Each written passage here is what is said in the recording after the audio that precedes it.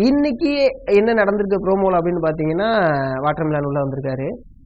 ரியானா இருக்காங்க.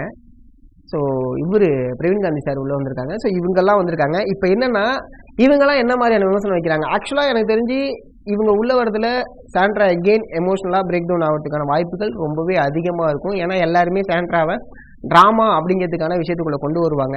அண்ட் நிறைய இன்ஃப்ளூயன்சர்ஸும் சரி, நிறைய யூடியூபர்ஸும் சரி, சாண்ட்ராக்கு இது மாதிரி நடக்கும், சைக்காட்ரிஸ்ட் கேட்கும்போது இந்த மாதிரியான விஷயங்கள் நடக்கிறதுக்கான வாய்ப்புகள் அதிகம் அப்படிங்கிற மாதிரி நிறைய சொல்றாங்க.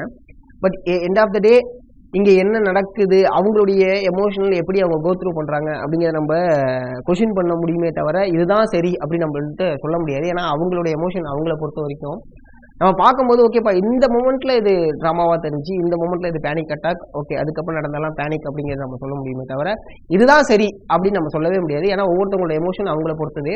ஸோ நேற்று நடந்ததுல இந்தந்த விஷயங்கள்லாம் நடந்துச்சு. ஆனா நேற்று உண்மையா ஜாலியா இருந்துச்சுங்க. ஜாலியா இருந்துச்சுன்னா அந்த நேற்று நடந்த எபிசோடே ஜாலியா இருந்துச்சு. ரியானா சொன்ன கிரிட்டிசிசத்துக்குமே யாருமே பெருசா கேயாஸ் ஆகா ஆகலாம் கொடுக்கல.